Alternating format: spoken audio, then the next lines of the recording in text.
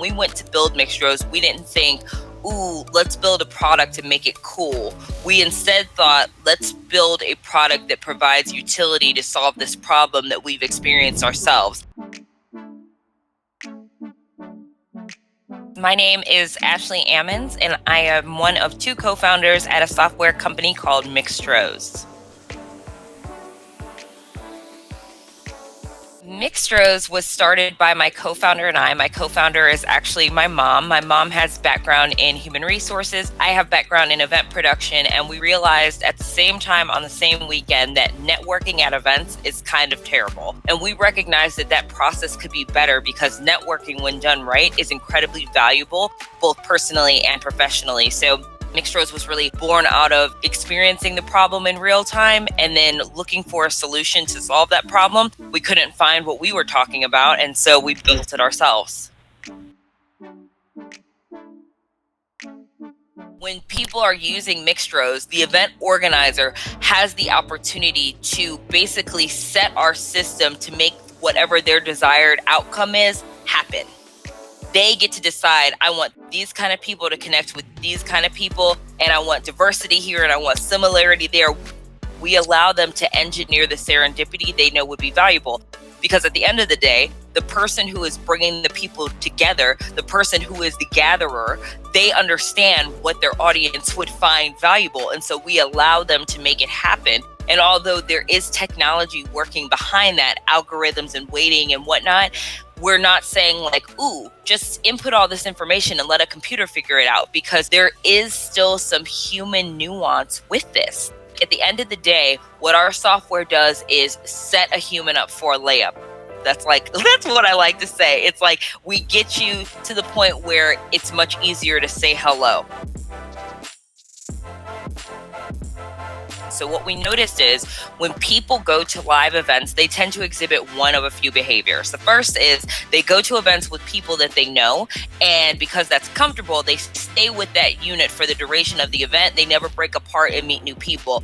The second thing that humans do is they may have the best intentions, like, ooh, I want to go to this event, I want to make new connections, but they'll quickly walk into the room, they'll scan the room and naturally gravitate towards people that they know already, or we kind of inexplicably end up with a group of people who look like us outwardly. So if you've ever been in a room and it feels like it's segregated by race or gender or some other outward characteristic, that is literally just sociology working against us. It's known as homophily, and it's the thought that birds of a feather flock together, which they do. And then finally, we're in the digital age. So if you walk into a room and you can't find someone to engage with quickly and you're feeling uncomfortable, what do? We pull out our smartphone and we find a corner and we disengage from the room completely. So that is the problem that we were solving for, because we understand that people actually go to events to network.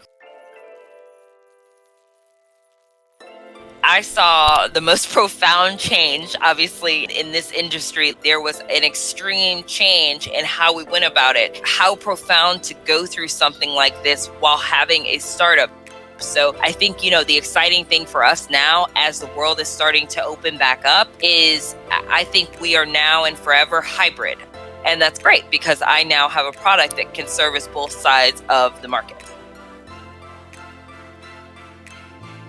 Your first job as an entrepreneur is to find an ecosystem that gets you, feels you, understands you. That's where you want to be, because one of the things that will kill a startup the fastest is being in an ecosystem that's just kind of like, we don't care about that thing. We don't want to offer any help to that thing. I highly recommend going through a business accelerator that is appropriate for your business. I highly recommend going through one that provides some sort of funding. I think it's good for both the company and the accelerator to mutually have skin in the game, because then that accelerator wants you to be successful, because ultimately they want your business to be big so that it will give something back to that accelerator. If you're not like a business major, I was not, or whatever, they will help you round out the skills that you need and just give you a little bit more polish to take your business forward. Before starting Mixtroz, I really wish I would have understood that how much that this is a marathon and not a sprint. I think that I have dedicated a significant chunk of my life to this business. And, I am very acutely aware that 90% of startups fail. So, although things are good and we're moving forward, I am, again, always cautiously optimistic because I am a realist. So I wish I would have known like how much of yourself, your life you have to give to a business to push it forward. We say that everything that we learned was from the University of Google. So for anybody who is like starting out, trying to be an entrepreneur, you can learn so much from the internet. You literally have this depository of information inside of your pocket. You just have to be willing to put in the work to find the things that you're looking for. Having the idea is the easy part. Ideas are a dime a dozen. Everyone can come up with a great idea. The part that's going to get you every time is the execution.